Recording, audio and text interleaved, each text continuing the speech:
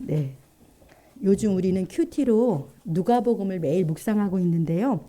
거기서 예수님의 제자들의 모습을 만납니다. 그들은 예수님과 함께 생활하면서 예수님의 말씀을 직접 듣고 예수님의 능력과 은혜의 역사를 매일 보는 영광을 누리는 제자들이에요. 그런데 그들의 가치관과 관심, 인격과 삶이 잘 변하지 않는 것을 보게 됩니다.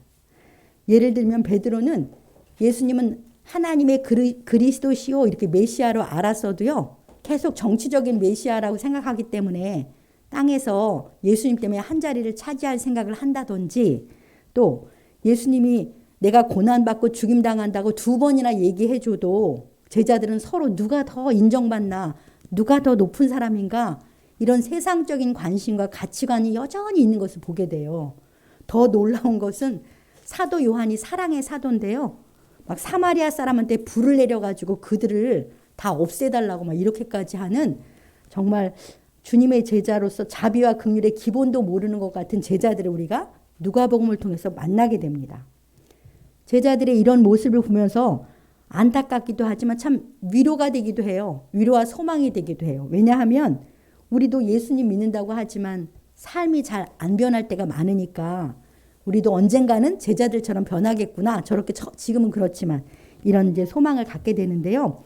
사실 우리가 매주 이렇게 나와서 예배 드리는데 예배당 문을 열고 나가면서 여전히 어제와 같은 모습으로 그런 생각으로 살 때가 많지 않습니까?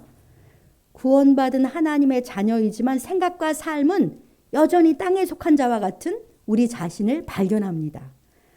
이 사실을 인지하면서 스스로 문제의식을 갖는다면 그나마 다행이지만 변화되지 않는 나 자신에 대해서 별 문제의식조차 없다면 그것은 참 안타까운 일입니다.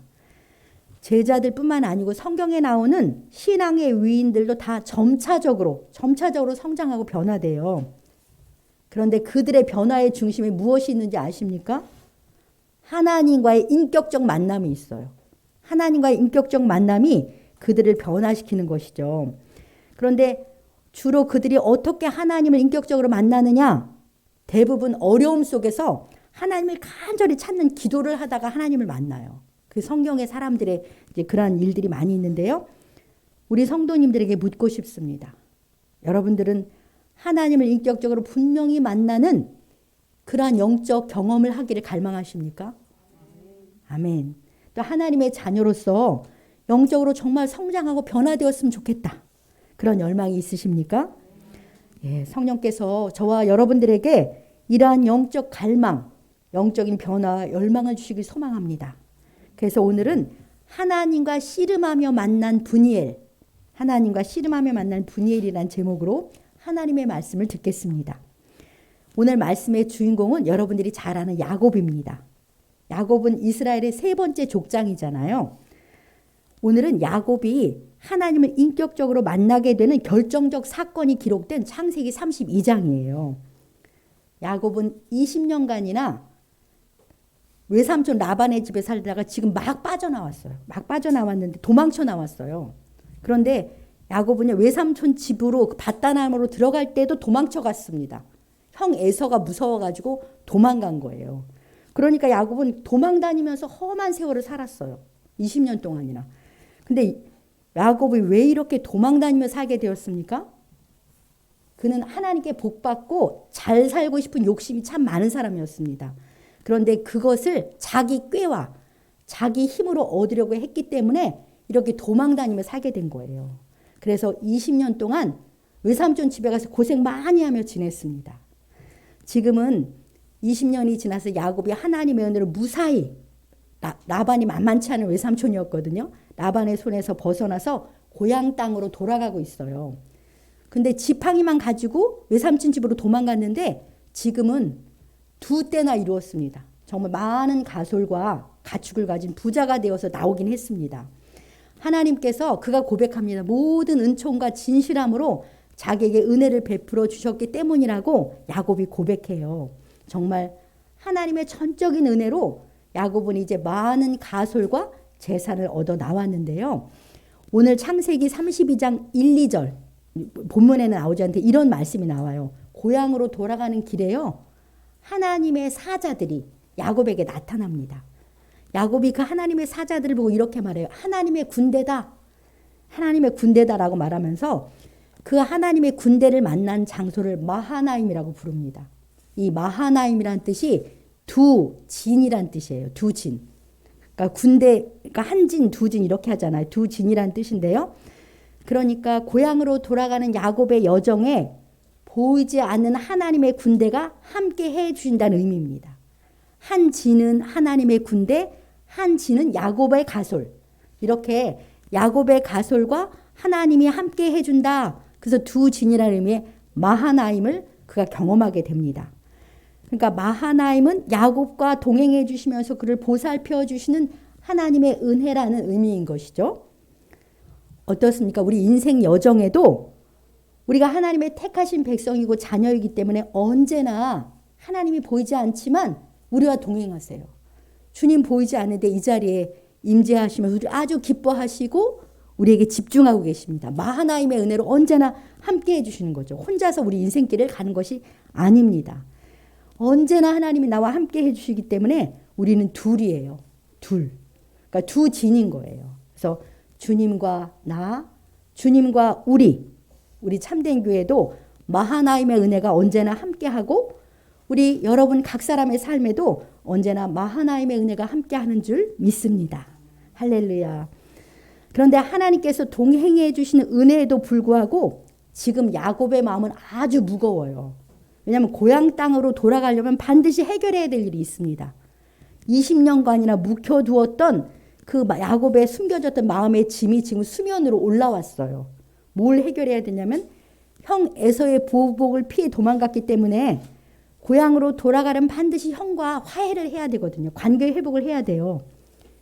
형 에서는 정말 무섭고 만만치 않은 상대거든요. 오늘 창세기 32장은요. 형 에서의 분노의 칼에서 벗어나려고 하는 야곱의 몸부림. 그거 기록된 게 창세기 32장이에요. 어떻게 하면 이 형의 분노에서 벗어날 수 있을까? 그 몸부림이 기록된 내용이 창세기 32장입니다. 그런데 이번에도 야곱은 자기 지혜, 자기 꾀로 에서의 환심을 살려고 머리를 굴려요. 여태까지 야곱은 머리 굴리며 살았거든요. 그래서 꾀로 살아서 이번에도 우리 형의 마음을 살려면 어떻게 할까 머리를 굴리다가 어떻게 생각하면 심부름꾼을 먼저 선물을 잔뜩 들려줘 갖고 형한테 보내면서 가서 이렇게 말하라고 그래요. 내 주여, 그러니까 그 야곱이 형을 내 주여라고 부르면서 은혜 있기를 원합니다라고 선물을 드려보는 거예요. 근데 이번에는 야곱의 꾀가 전혀 먹히질 않는 거예요. 도리어 어떻게 하냐면 에서가 400명의 군사를 거느리고 야곱에게 복수하러 오는 거예요. 그런 이제 꾀가 먹히지 않는 일이 생긴 거죠. 그런 두려운 소식을 그 심부름꾼을 보냈다 그 소식만 듣게 된 거예요. 이 소식을 들은 야곱의 심정과 행동이 7, 8절에 나오는데 이렇게 말합니다. 그는 심히 두렵고 답답하다. 이렇게 말을 해요.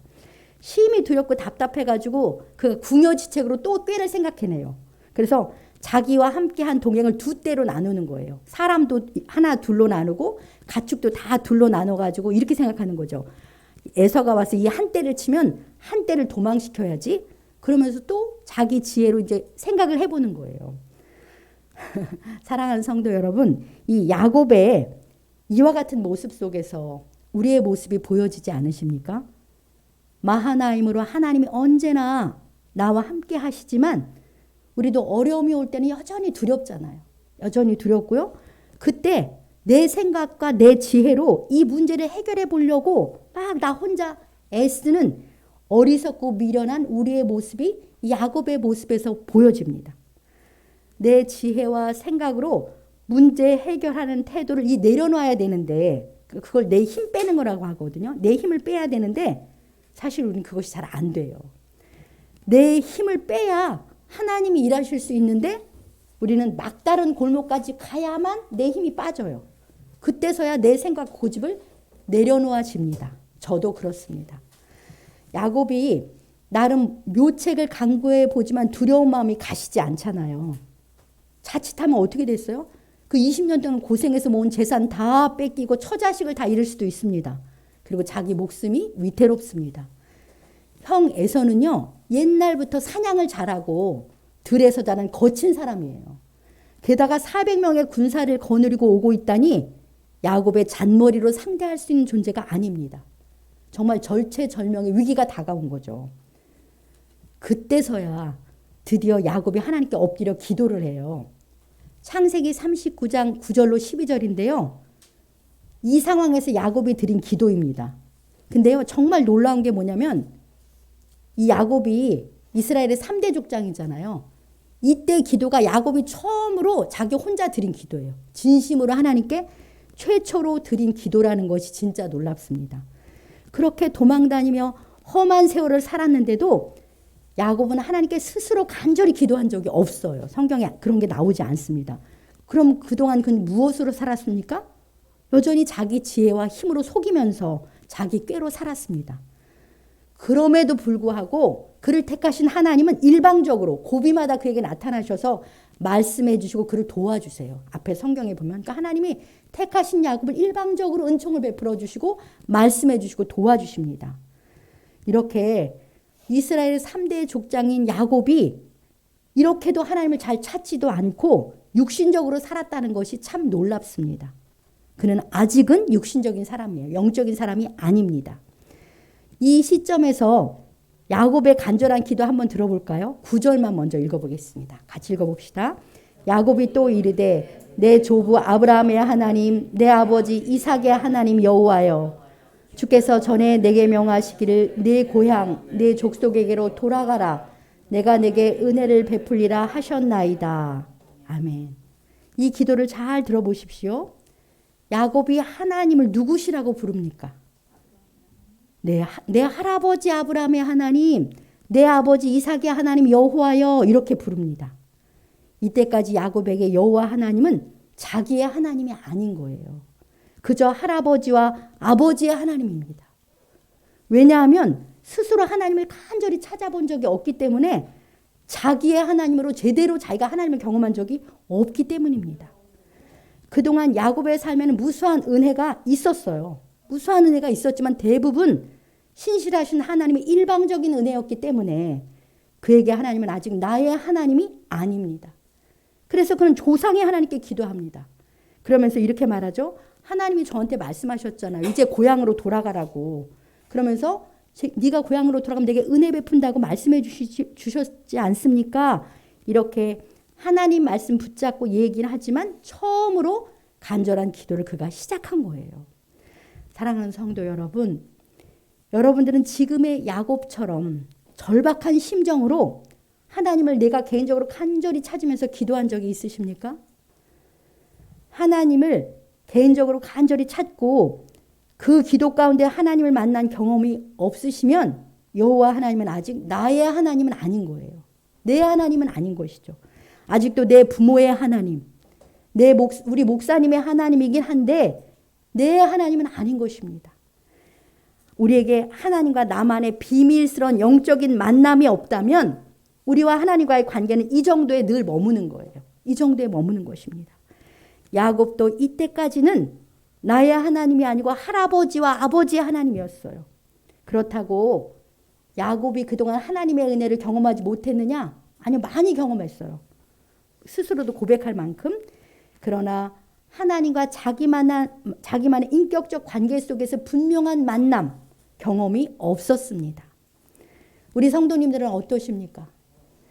하나님과 여러분 사이에 분명한 인격적 만남과 소통이 있으셨습니까? 살아계신 하나님께서 나의 하나님이 되는 분명한 경험이 있기를 소망합니다.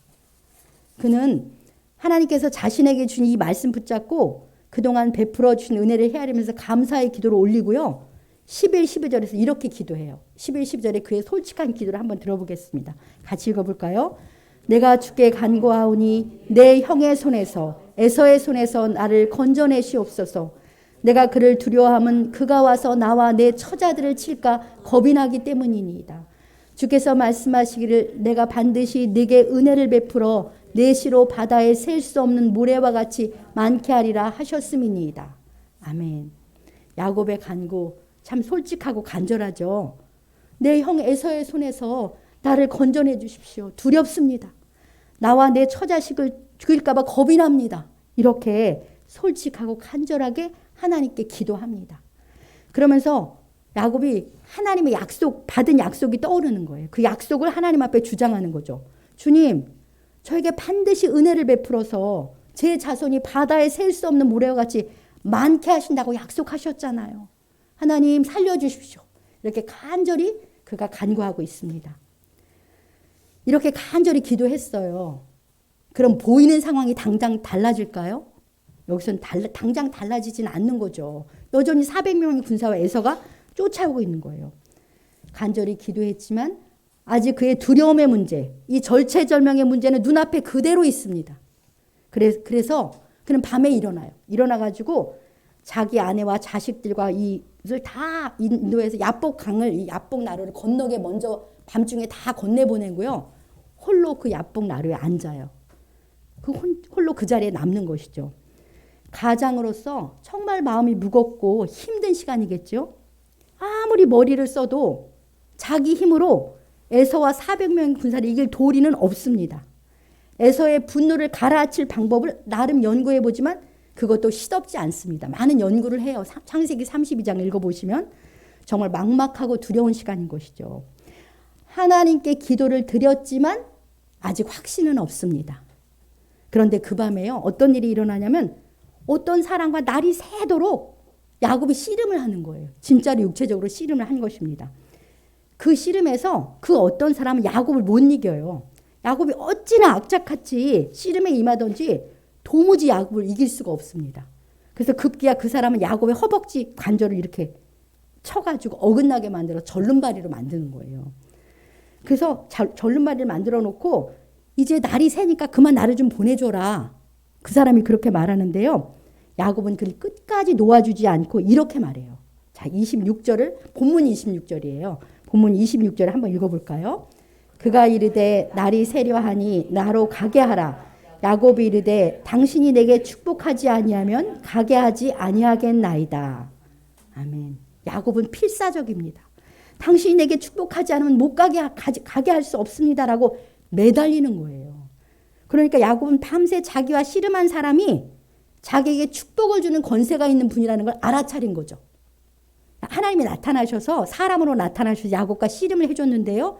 씨름을 하다가 야곱이 알아차린 거예요. 아, 이분이 내게 축복을 줄 분이구나 라고 알아가지고 그렇게 하나님께 매달리는 거죠. 그러니까 야곱이 하나님과 씨름했다라는 것은 그가 씨름한 것처럼 영적으로 해석한다면 씨름한 것처럼 하나님께 간절히 처절하게 필사적으로 매달려서 간구한 것을 의미하는 것입니다. 야곱은 하나님의 도우심을 잊기 위해서요. 하나님 붙잡고 필사의 기도를 한 거예요. 씨름하는 중에 허벅지 관절을 다쳐가지고 엄청 육체적으로 고통스러운 상황에서도 포기하지 않아요. 끝까지 매달려서 축복해 주시지 않으면 못 가십니다라고 매달린 것이죠. 이토록 절박한 심정으로 필사적으로 매달리면서 복을 구한 거예요. 살 길은 하나님이 축복하지 않으면 없잖아요. 야복 나루에서 그가 얼마나 그 밤에 절박했는지를 보여줍니다. 오직 하나님만이 이 상황을 풀어주시고 건져주실 수 있습니다. 안 그러면 다 죽거든요. 지금까지 자기 꾀로 나름 잘 살아왔잖아요. 타지에서 20년 생활해서 거부가 됐죠. 많은 그런 자식을 얻었으니. 그러니까 천하의 야곱도 더 이상은 자기 힘으로 살 수 없는 한계 상황에 이르는 거예요. 그때서야 누가 보인 거예요? 전능한 하나님이 그때서 그가 보인 거예요. 은혜와 능력의 하나님만이 자기를 구원하실 수 있음을 바라보면서 주님께 필사적으로 매달립니다. 밤새 하나님과 씨름하고 다리까지 다쳐도 놓아주지 않았어요. 그가. 그러자 하나님이 27, 28절에 뭐라고 말씀하시는지 한번 들어볼까요? 27, 28절에 같이 읽어보겠습니다. 그 사람이 그에게 이르되 내 이름이 무엇이냐? 그가 이르되 야곱이니이다. 그가 이르되 내 이름이 다시는 야곱이라 부를 것이 아니요 이스라엘이라 부를 것이니 이는 내가 하나님과 및 사람들과 겨루어 이겼음이니라. 아멘. 하나님께서 야곱의 이름을 물어보십니다. 그러자 그가 야곱이라는 그 이름의 뜻이 뭐냐면 발뒤꿈치를 잡다, 남을 속이다, 그런 의미의 이름이잖아요. 그걸 자기 이름으로 말하는 거예요. 저 발뒤꿈치를 잡다인데요. 이렇게 말씀합니다. 하나님이 야곱의 이름을 몰라서 물어보셨겠습니까? 야곱의 이름을 아세요. 그런데 야곱 스스로 자기 입으로 말하면서 자기 삶의 모습을 돌아보도록 그런 질문을 하신 것이죠. 그러면서 그의 이름을 이제부터 내 이름을 이스라엘이라고 불러주겠다라고 하면서 영광스러운 이름으로 야곱의 이름을 바꿔주십니다. 내가 하나님과 사람들과 겨루어 이겼기 때문에 이스라엘이라는 이름으로 불러주겠다는 거죠. 드디어 야곱은 누굴 만났습니까? 하나님을 만났습니다. 그리고 하나님께 야곱이 인정을 받는 거예요. 하나님과 씨름하며 이긴 때부터 야곱의 삶과 인격에는 근본적인 변화가 일어나게 되었고 또 일어나야 합니다. 이제 그는 그 영광스러운 이름인 이스라엘로서 살게 된 것이죠. 그래서 29절 후반편에 보면 거기서 야곱에게 축복한지라. 드디어 하나님께서 야곱에게 축복을 하세요. 참으로 놀랍습니다. 야곱은 죽을 것 같은 두려움이 엄습하고 어찌할지 모르는 그 밤에 살아계신 하나님을 만났습니다. 그동안 하나님께 택함 받은 자로서 하나님의 일방적인 모든 은총, 많은 은총을 받으며 살아왔습니다. 그러나 그의 삶의 방식은 그 이름처럼 자기 꾀로 남을 속이고 남의 발뒤꿈치를 잡으며 살아왔던 것입니다. 그는 여호와 하나님을 스스로 찾아서 경험한 적이 없었고 아직도 할아버지 하나님, 자기 아버지 하나님이었는데 막다른 골목에서 그는 절박함과 필사적으로 하나님께 매달린 것이죠. 그때 하나님께서 그에게 져주신 거예요. 어떻게 사람이 하나님을 이기겠어요? 하나님이 져주신 것이죠. 그래서 이스라엘이라는 이름과 함께 그를 축복해 주십니다. 이제 야곱에게 있어서 여호와 하나님은 나의 하나님, 야곱의 하나님이 되셨습니다. 30절을 보면 이렇게 나와요. 제가 한번 읽어보겠습니다. 그러므로 야곱이 그곳 이름을 브니엘이라 하였으니 그가 이르되 내가 하나님과 대면하여 보았으나 내 생명이 보존되었다 함이더라. 야곱은 그 밤에 하나님의 얼굴을 대면하여 보았는데요. 그러니까 드디어 하나님과 인격적인 만남을 야곱이 경험한 거예요. 그래서 그곳 이름이 브니엘. 브니엘은 하나님의 얼굴이라는 뜻입니다. 하나님의 얼굴이라는 뜻인데 거길 브니엘로 부르게 된 거예요. 야곱은 그 절박한 밤에 하나님께 씨름하면서 죽기 살기로 매달려서 브니엘, 하나님의 얼굴을 보았습니다.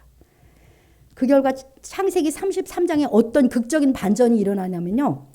형 에서가 400명의 군사를 데리고 죽이려고 달려오다가 야곱이 가자마자 막 야곱에게 달려와서 야곱을 맞이하면서 포옹하고 입 맞추면서 서로 부둥켜 안고 우는 완전 극적인 회오가 일어나는 거예요. 이제 야곱은 살아계셔서 자기와 만나주시고 축복하시는 하나님을 분명하게 경험하였습니다. 하나님과의 인격적인 만남 이후에 야곱의 삶은 이스라엘로 살게 되는 것이죠. 더 이상 야곱으로서 자기 욕심을 따라 자기 지혜와 힘을 따라 사는 삶을 버리고 하나님과 겨루어 이긴 자로서 이제는 하나님의 은혜를 힘입어 삽니다. 하나님을 믿는 믿음으로 사는 진정한 영적 변화가 야곱의 삶에 일어납니다. 참된 하나님의 백성으로서 하나님과의 인격적인 관계 속에서 하나님을 진실로 경외하고 사랑하며 살게 되는 변화가 일어나는 것입니다. 야곱을 이스라엘로 변화시켜서 하나님께 참된 예배를 드리는 믿음의 조상이 되게 하신 우리 하나님을 찬양합니다. 사랑하는 성도 여러분, 이 시간 야곱과 하나님과의 만남을 통해서 하나님께서 우리에게 무엇을 말씀하십니까? 지금 여러분의 삶에 간절하고 절박한 필요는 없으십니까? 필요가 있으시다면 그것을 여러분 스스로 해결하실 수 있습니까? 내 삶에 정말 필요한 것들이 있지만 혹시 이런 생각 가운데 있지는 않으세요? 시간이 가면 어떻게 되겠지? 내가 이렇게 하면 되지. 내가 잘할 수 있어. 또는 그래 내가 그런 걸 원하긴 하지만 달라질 수 없을 것 같아. 어쩔 수 없지 뭐. 또는 하나님께 가서 기도하면 된다는 건 알겠는데 도무지 기도가 안 돼.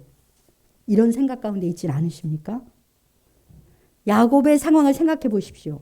그 밤사이에 형 에서의 마음이 달라질 것을 기대할 수 있겠습니까? 20년 세월 동안 쌓아온 복수심과 분함인데 400명 군대를 거느리고 오는 것을 그것으로 이미 그의 분노가 다 표출되었는데 그 밤사이에 에서의 마음이 바뀔 거라는 건 기대할 수 없어요. 에서의 마음이 안 바뀌면 야곱과 그 가솔은 다 죽을 수밖에 없잖아요. 그러니까 절대로 포기할 수가 없는 거예요. 하나님께서 이 시간 우리에게도 말씀하십니다. 어떤 문제든지 어떤 필요든지 그것 들고 나에게 나오라고 지금 말씀하시는 거예요. 포기하지 말고 나와 씨름하자. 나와 씨름하자고 말씀하십니다. 절박함과 간절한 믿음을 가지고 두 손 들고 하나님께 나오시기 바랍니다. 여러분들은 얼마나 하나님께 매달려 기도해 보셨습니까? 살아계신 하나님, 나의 하나님이십니까? 아니면 성경 속의 전능자이시고 우리 부모님의 하나님이고 우리 목사님의 하나님이십니까? 내 간절한 필요도 있어요. 그리고 보이는 상황은 어려워요. 그렇다면 이때야말로 하나님을 만날 때인 것입니다. 간절한 마음과 참된 믿음으로 하나님께 나가 씨름하며 기도하는 우리가 되기 원합니다. 하나님은요, 은혜 베푸시려고 언제나 기다리세요.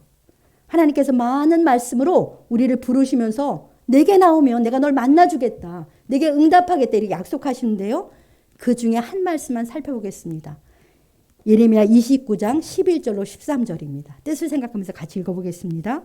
여호와의 말씀이니라. 너희를 향한 나의 생각을 내가 아나니 평안이요 재앙이 아니니라. 너희에게 미래와 희망을 주는 것이니라. 너희가 내게 부르짖으며 내게 와서 기도하면 내가 너희들의 기도를 들을 것이요 너희가 온 마음으로 나를 구하면 나를 찾을 것이요 나를 만나리라. 아멘. 얼마나 확실한 약속입니까? 얼마나 놀라운 약속입니까? 하나님의 우리를 향하신 뜻은 재앙이 아니고 평안이에요. 평안이라고 말씀하셨어요. 그리고 미래와 희망을 주는 그런 생각이 우리 각 사람을 향해서 하나님께 있다라는 거죠. 하나님께서 이제 우리 보고 할 일을 알려주시는 거죠. 내게 나와 부르짖고 내게 기도하기만 하면 된다. 우리가 온 마음으로 주님을 구하고 찾으면 우리를 만나주시겠다고 이렇게 부르시고 약속하십니다. 여러분들 정말 내 삶의 필요를 하나님만이 해결할 수 있다고 믿으신다면 다 해결책이 있는데 어떻게 하나님께 안 나오겠어요? 하나님이 분명히 해결한다고 약속하시는데 왜 하나님께 안 나오겠습니까? 놀라운 사랑의 약속으로 우리를 부르신 하나님을 믿고 기쁨과 간절함으로 하나님께 나아가기 바랍니다. 사랑하는 성도 여러분, 정말 여러분들의 간절한 필요를 하나님만이 해결할 수 있다고 믿으신다면 더 미루지 말고 더 핑계대지 말고 하나님께 나와 온 마음으로 기도하시기 바랍니다. 야곱처럼 하나님과 씨름하며 기도하여 하나님이 나에게 져주시는 그 은총을 입는 우리가 되기 원합니다. 온 마음으로 하나님을 찾고 찾아 하나님의 얼굴, 분이엘의 축복을 다 누리시는 우리 성도님들 되시길 주님의 이름으로 간절히 축복합니다. 주신 말씀 생각하면서